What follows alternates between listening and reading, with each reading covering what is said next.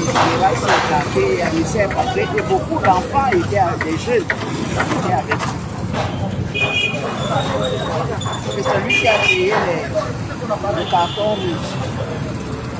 Comment il crée le carton rouge? On est à une réunion au mois de mai 90 de 91. Et Anissé nous dit, j'ai une proposition à faire au parti. Il a imprimé un carton rouge. Et il dit, on lui dit, pourquoi tu fais le carton rouge? Il dit, mais on sort d'une épopée glorieuse de la Coupe du Monde en Italie. Donc le symbole du carton rouge à Paul Biya sera très puissant. Et le parti a dit que bon, nous on ne peut pas prendre le carton rouge, mais Cap Liberté, qu'on a créé avec M. Kamsaleni, va s'occuper du carton rouge. C'est l'invention d'Anissé qui a eu beaucoup de succès d'ailleurs. Aujourd'hui, qu'est-ce qui est la façon de laquelle il est mort? Est-ce que pour toi c'était inévitable? On l'a exécuté. C'est curieux parce qu'on a exécuté Anissé comme on a tué Wandje. Anissé n'est pas allé devant un peloton d'exécution, mais on l'a médicalement assuré. Voilà. Et M. Atangani, quand Anissé a fait sa première crise, il était au CHU de Yaoundé. Parce que le directeur du CHU était un de ses camarades du collège Alfred Sacker, le docteur Tonnet Bévigny.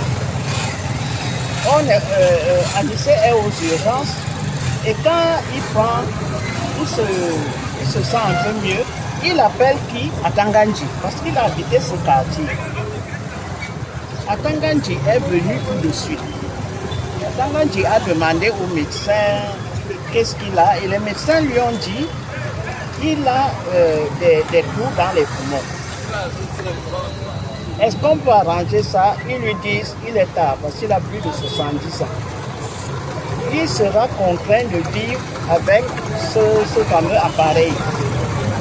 Il portera sa vie comme les autres.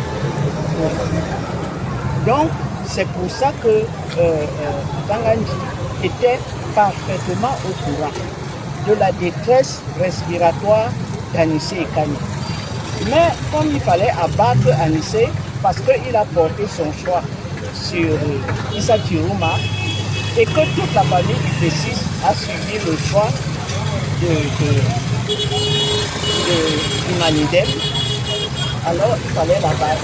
Ils l'ont abattu. Maintenant, comme le cadavre d'Anissé ne fait que bavarder, c'est fort sur eux.